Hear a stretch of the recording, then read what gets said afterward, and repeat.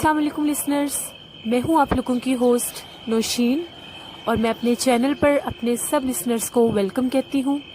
Listeners, कैसे हैं आप सब? आज के एपिसोड में मैं आप लोगों के लिए एक बहुत ही खौफनाक कहानी लेकर आई हूं। मगर उससे पहले जो लोग मेरे चैनल पर नए हैं, मेरे चैनल को प्लीज़ ज़रूर सब्सक्राइब करें और कमेंट करके मुझे बताएं कि मेरे चैनल की खौफनाक कहानियाँ आपको कैसी लगती हैं। मैं अपने इस चैनल पर आप लोगों के लिए रियल बेस्ड हॉरर स्टोरीज़ लेकर आती हूँ और आप लोगों से शेयर करती हूँ। बढ़ते हैं आज के एपिसोड की तरफ। ये खौफनाक कहानी जो मैं आप लोगों के साथ शेयर कर रही हूँ, ये खौफनाक कहानी मेरी फूफो ने मेरे साथ शेयर की है। और जहाँ पर मेरी फूफो की हवेली है उससे आगे गांव है जिसकी ये कहानी है। वहाँ पर बहुत बड़े माहर थे, उन्होंने अपनी एक हवेली बनाई। बड़े शौक से बड़ी खूबसूरत उन्होंने एक हवेली बनवाई जिसमें उन्होंने 12 दरी भी बनवाई। बड़ी खूबसूरत वो हवेली थी। मगर हवेली बनने से पहले वो जगह बिल्कुल वीरान थी, किसी इस्तेमाल में नहीं थी। हवेली बन गई, बहुत खूबसूरत हवेली बनी और उस हवेली को अक्सर लोग देखने भी आया करते थे। वो इतनी खूबसूरत हवेली थी। उस हवेली की सारी डेकोरेशन की गई, बाकायदा उसको सजाया गया, ट्रेडिशनली उसको सारा डेकोरेट किया गया। उस हवेली में एक कमरा था जिसके पास से सीढ़ियाँ ऊपर जाती थी। उस कमरे को भी उन्होंने बहुत अच्छे से डेकोरेट किया। मगर उस कमरे में एक प्रॉब्लम थी। जब भी उस कमरे की एक वॉल के ऊपर कोई तस्वीर या कोई सीनरी लगाई जाती थी तो वो वहाँ पर नहीं रहती थी, वो ज़मीन पर गिर के टूट जाती थी। जिस भी कील के ऊपर या जिस भी सपोर्टिंग चीज़ के ऊपर उसको वहाँ पर अटैच किया जाता था, लगाया जाता था, वो चीज़ बिल्कुल सही होती थी, उसको कोई इशू नहीं होता था। मगर जो भी वहाँ पर पेंटिंग या कोई भी सीनरी लगाई जाती थी वो वहाँ पर नहीं रह सकती थी, वो टूट जाया करती थी। वो लोग बड़े परेशान थे कि पूरी हवेली इतनी खूबसूरती से डेकोरेट की गई है तो इस कमरे में ये प्रॉब्लम क्यों है। नौकर चाकर जब उस हवेली की सफाई करते थे तो वो भी यही शिकायत करते थे कि जब भी हम इस कमरे में सफाई करने के लिए जाते हैं तो हमें कोई परछाइयाँ नज़र आती हैं, जैसे कोई भागकर इस तरफ गया हो। इस हवेली का स्ट्रक्चर इस तरह से था कि बहुत खूबसूरत रूम था, बड़ा सा रूम था जिसकी एक साइड पे छोटी सी गैलरी थी, जिस गैलरी में ड्रेसिंग सेटअप था सारा कि वहीं पर आप कपड़े चेंज करें। उसके साथ ही आगे वॉशरूम था। बाकी रूम उस गैलरी से थोड़ा सा बाहर आकर था। वो गैलरी रूम के अंदर ही थी।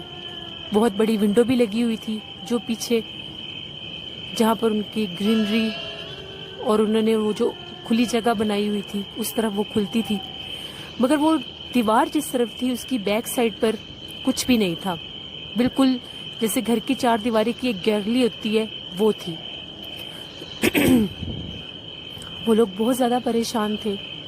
अक्सर कोशिश की उस जगह, उस दीवार के ऊपर और जगह पर भी ट्राई किया गया मगर वहाँ पर कोई तस्वीर नहीं ठहरती थी। उस रूम में कोई रह भी नहीं सकता था। जब भी कोई वहाँ पर जाता था सबको यही लगता था कि यहाँ पर कुछ है। कोई वाज़िया चीज़ नज़र नहीं आती थी मगर किसी की मौजूदगी का एहसास होता था। कोई परछाइयाँ चलती फिरती नज़र आती थी। एक दिन उनकी मेड सफाई कर रही थी तो सुबह का टाइम था। जब वो रूम में गई तो उसको ऐसा लगा कि पर्दे के पीछे कोई खड़ा है। जो विंडो के आगे पर्दा था उसको ऐसा लगा इस कर्टन के पीछे कोई वजूद खड़ा है।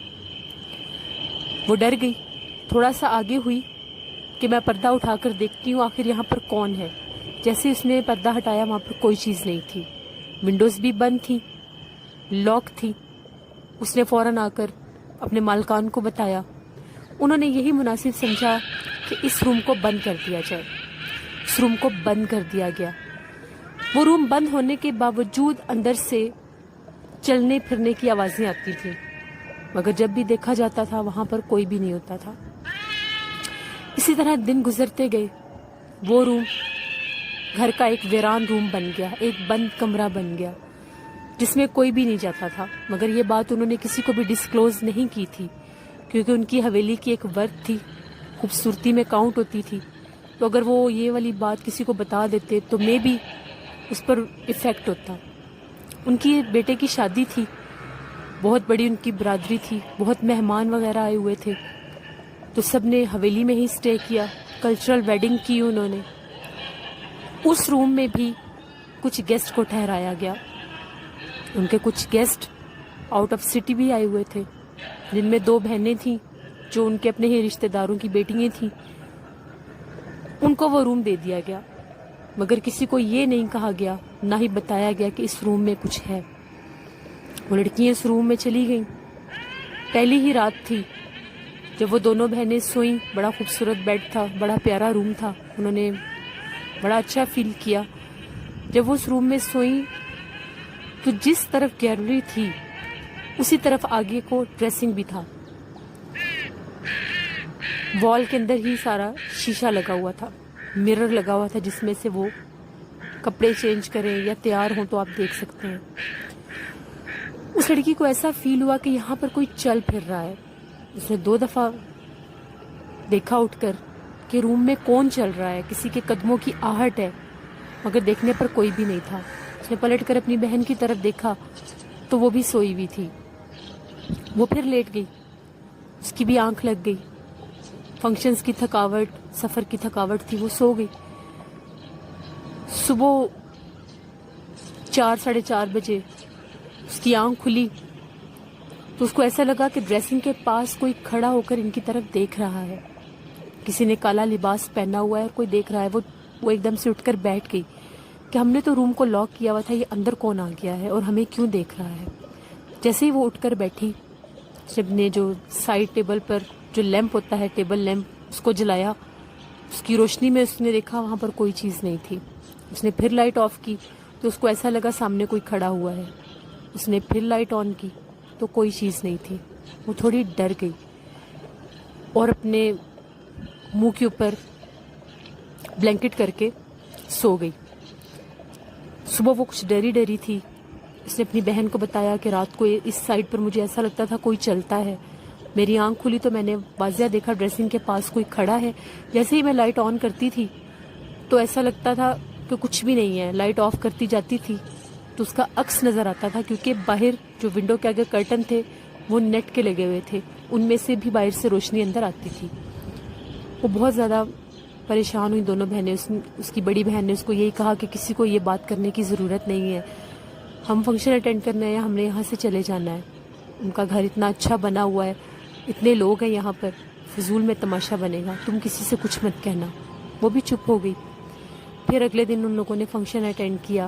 نوکرانی نے 1 سے 2 دفعہ ان سے پوچھا کہ آپ کو نیند ٹھیک آئی تھی، کوئی پرابلم تو نہیں ہوئی. وہ تجسس کے لہجے میں پوچھ رہی تھی کہ ہم یہاں پر صفائی نہیں کر سکتی تو ان لوگوں نے رات کیسے گزار لی. اس سے پہلے وہ کچھ بولتی، اس کی بہن نے کہا ہمیں بہت اچھی نیند آئی تھی، بڑا کمفرٹیبل روم تھا، بڑا اچھا رہا. وہ تھوڑی سی حیران ہو گئی اور چلی گئی وہاں سے. پھر آج رات ہو گئی، وہ دونوں بہنیں اپنے روم میں آئیں.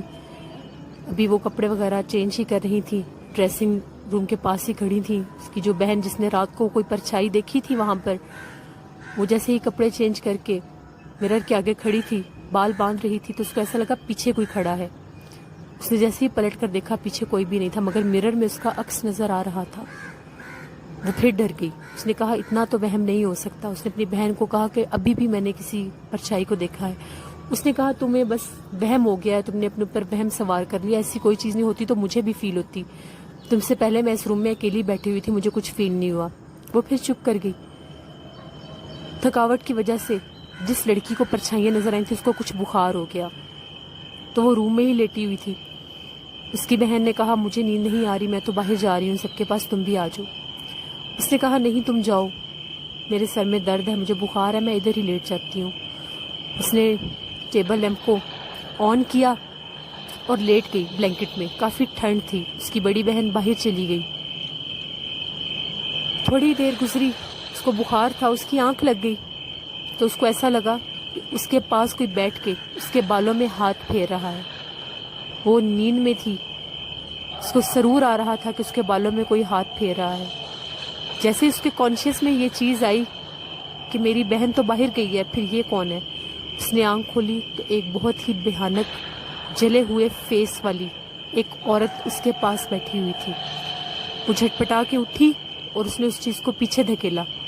جیسے ہی اس نے اس چیز کو پیچھے دھکیلا وہ چیز غائب ہو گئی اور وہ چیخیں مارتی ہوئی باہر آ گئی. کافی گیسٹ تھے وہاں پہ, کچھ لوگوں نے اس کی آوازیں بھی سنی. سب آئے. اس نے بتایا کہ میں نے اس روم میں کسی چیز کو دیکھا ہے, وہ میرے پاس بیٹھ کے میرے بالوں میں ہاتھ پھیر رہی تھی. سب نے دیکھا اس کو بہت سا بخار تھا. کچھ بزرگ عورتوں نے یہ بھی کہہ دیا کہ بخار کی وجہ سے ایسی چیزیں نظر آ جاتی ہیں, ڈر کی وجہ سے بخار ہو تو ایسی باتیں ایسی چیزیں نظر آنے لگ جاتی ہیں. وہاں پر کچھ بھی نہیں ہے. ان گھر کی جو مالکان تھیں, جو ان کی ممانی تھیں, انہوں نے بھی یہی کہا کہ یہاں پر ایسا کچھ نہیں ہے, تمہیں بخار ہے شاید اس لیے تمہارے ساتھ ایسا ہوا ہو. سب نے اس کو بٹھایا اپنے پاس. وہ بہت ڈری ہوئی تھی اور وہ یہی کہتی تھی میں نے اس روم میں نہیں سونا, میری طبیعت خراب ہو گئی تھی, پہلے دن سے ہی مجھے کچھ فیل ہوتا ہے وہاں پہ.